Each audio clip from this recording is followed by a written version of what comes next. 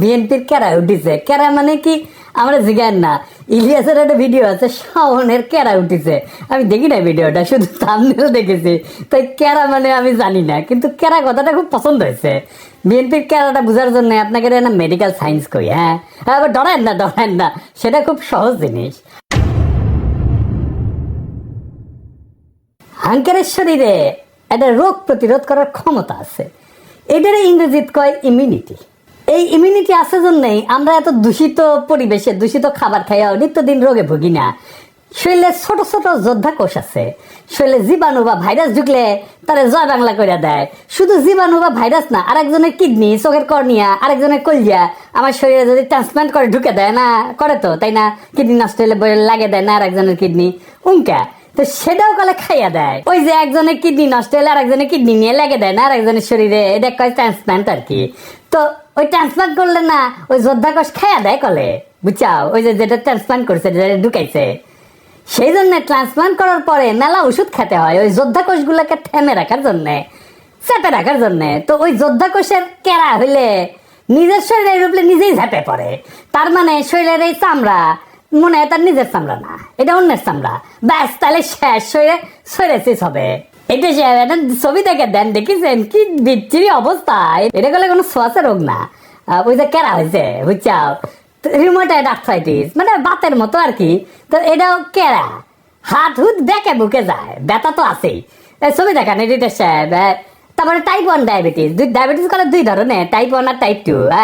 তো টাইপ 1 মানে যেটা জন্ম থেকে হয়, তো ছোটবেলাতে হয়। এটাও কলে ওই কেরা রোগ, বুঝেছেন? এটা ডাক্তারি ভাষায় কয় অটো ইমিউন ডিজিজ। আমি যদি ডাক্তারি বই লিখলামিনি, তাহলে এই রোগ রে লিখলামিনি নিজের নিজেই মারে। এত খারাপ কথা কেঁকে করে লেখা যায়, তাই কেরা রোগ লিখলামিনি। কেরা ইনকা কেরা হয়েছে বিএনপি। ওই নিজের দলের ইতিহাস, ঐতিহ্য, অবদান, এমনকি জিয়া খালেদার সিলসিলার বিরুদ্ধে দাঁড়াইছে।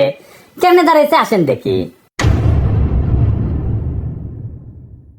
জিয়াউর রহমান বাংলাদেশের রাজনীতিতে কয়েকটা বেসিক মৌলিক কন্ট্রিবিউশন আছে, অবদান আছে। কি কি?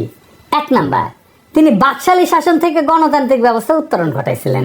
একটা ইন্টারেস্টিং ব্যাপার হইতেছে যে বাংলাদেশই পৃথিবীর ইতিহাসে প্রথম এবং একমাত্র দেশ যা মার্শাল ল অধ্যাদেশ দিয়ে গণতন্ত্রের উত্তরণ ঘটেছিল।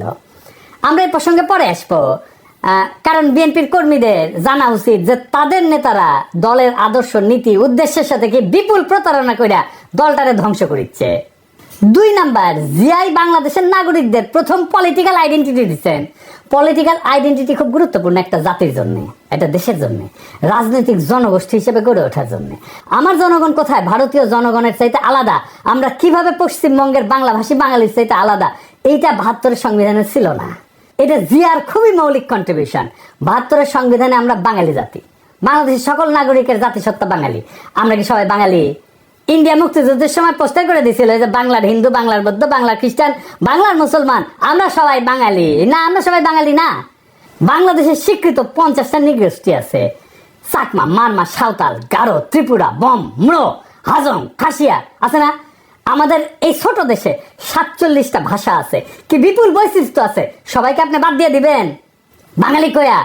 এই যে ইনক্লুশন, সবাই নিয়ে আসা, এটা কে করেছে? জিয়া করেছে, আমাদের বাংলাদেশে জাতি পরিচয় দান কইরা। 3 নাম্বার, বাংলাদেশকে প্রধানত রাখার ভারতীয় বয়ান মুজিববাদ, যা এই 72-এর সংবিধানের রাষ্ট্রীয় মূলনীতি 4টা: গণতন্ত্র, সমাজতন্ত্র, ধর্মনিরপেক্ষতা, বাঙালি জাতীয়তাবাদকে জয় বাংলা করে দিছিল জিয়াউর রহমান। ধর্মনিরপেক্ষতাকে প্রতিস্থাপন করেছিল পরম করুণাময় আল্লাহর উপর পূর্ণ আস্থা এবং বিশ্বাস দিয়া। সংবিধানে বিসমিল্লাহির রহমানির রহিম যুক্ত করেছিল। আমি এক এক করে দেখাচ্ছি কি কি করেছিল। সংবিধানের প্রস্তাবনার প্রারম্ভে বিসমিল্লাহির রহমানির রহিম তো সংযোজন করেছিলেন। রাষ্ট্র পরিচালনার মূলনীতি হিসেবে 8-এর ক অনুচ্ছেদে লিখেছিলেন, সর্বশক্তিমান আল্লাহর উপরে পূর্ণ আস্থা এবং বিশ্বাসী হইবে যাবতীয় কার্যাবলীর ভিত্তি। 8-এর ক অনুচ্ছেদের আরেক রাষ্ট্রীয় মূলনীতি সমাজতন্ত্রের পরিবর্তে লিখেছিলেন, অর্থনৈতিক এবং সামাজিক ন্যায় বিচার অর্থে সমাজতন্ত্র। 25-এর 2 অনুচ্ছেদে রাষ্ট্র ইসলামী সংহতির ভিত্তিতে মুসলিম দেশগুলোর মধ্যে ভ্রাতৃত্ব সম্পর্ক সংহত, সংরক্ষণ এবং জোরদার করিতে সচেষ্ট হইবে, এই মর্মে নতুন অনুচ্ছেদ সংযোজন করেছিলেন। ধর্মভিত্তিক রাজনৈতিক দল গঠনের উপরে সাংবিধানিক বাধা অপসারণ করেছিলেন। একদলীয় বাকশাল ব্যবস্থা বাতিল করেছিলেন এবং সুপ্রিম কোর্টের একটা মৌলিক এখতিয়ার পুনর্বলবৎ করছিলেন। এই সুপ্রিম কোর্টের মৌলিক এখতিয়ার কি, যা জিয়া আবার বলবৎ করেছিলেন? কি সেটা? খুবই গুরুত্বপূর্ণ, আসেন এরা বুঝে দেখি। এটা বুঝতে হইলে বাকশালের দুইটা জিনিস ভালো করে বুঝতে হবে। বাংলাদেশ নামের যে রাষ্ট্র 1971 তৈরি হয়েছিল, সেই রাষ্ট্রটাকে কার্যত ধ্বংস করে দেয় বাকশাল। বাকশাল কিভাবে মুক্তিযুদ্ধের মধ্যে দিয়ে গঠিত রাষ্ট্রকে ধ্বংস করেছিল? দুই ভাবে। এক, বাকশাল যে আইনে হয়, সেই 4th সংশোধনী আইন 1975 সংবিধানের অনুচ্ছেদ 11 সংশোধন করে বলা হয়েছিল, ইংরেজিত যেতে কইছে তাই ঠিকই গেছে, তাই না?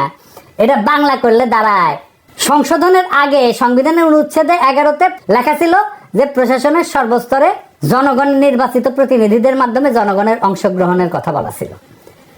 এটা বাতিল করে দেওয়া হলো। অর্থাৎ রাজনৈতিক নেতৃত্ব বা সোজা বাংলায় শাসক নির্বাচনের ক্ষমতা আর রাষ্ট্রীয় কাজে রাজনৈতিক জনগোষ্ঠী হিসেবে জনগণের অংশ নেওয়ার ক্ষমতাই থাকলো না। এই কাজটাই করেছিল হাসিনা, বিনা ভোট, নৈশ ভোট, দামি ভোট কইরা। এটাই ইন্ডিয়ান প্ল্যান, যে বাংলাদেশের ভূখণ্ড থাকবে, মানুষ থাকবে, কিন্তু নেতা নির্বাচনের ক্ষমতা থাকবে না, যেটা হাসিনা করেছিল। 2 নাম্বার, সংক্ষুব্ধ কোনো নাগরিকের আদালতে যাওয়ার একটা মৌলিক অধিকার ছিল 44 অনুচ্ছেদে। বাকশাল সংশোধনীতে সেই খোদ 44 অনুচ্ছেদকে বিলুপ্ত করে দেওয়া হয়। একই সাথে 102 অনুচ্ছেদে সুপ্রিম কোর্টকে দেওয়া অধিকার, অর্থাৎ সংক্ষুব্ধ কোনো নাগরিকের আবেদন শুনতে এবং প্রতিকার দিতে নির্বাহী বিভাগকে আদেশ দেওয়ার আদালতের ক্ষমতাকেও বাতিল করে দেওয়া হয়। মানে রিট আপনি করতেও পারবেন না, আদালত রিট শুনতেও পারবে না। রিট জিনিসটাই বাতিল করে দিছিল। সোজা কথায় 4th সংশোধনী আইন রাষ্ট্রের নাগরিকের সংক্ষুব্ধ হওয়ার মৌলিক অধিকার রদ করে দিছিল। এটা জিয়া পুনরায় বলবৎ করছিলেন। এইটা আদালতের একটা মৌলিক ক্ষমতা, রিট গ্রহণ করার ক্ষমতা, রিট শোনার ক্ষমতা। এই বৈপ্লবিক পরিবর্তনটা সংবিধানে ছিল কিভাবে? 5ম সংশোধনীর মাধ্যমে। এই যে যা যা জিয়া করছিল রাষ্ট্র গঠনের ক্ষেত্রে, তাই 5ম সংশোধনী। শুধু তাই না, জিয়ার শাসনের বৈধতা ছিল 5ম সংশোধনী। সেই 5ম সংশোধনী ছিল আওয়ামী লীগ সিপিবির গলার কাটা। তাই এইটার একটা ব্যবস্থা করেছে। কিভাবে? এটা বাদ দিতে পারলেই অবিকৃত বাকশাল ফিরে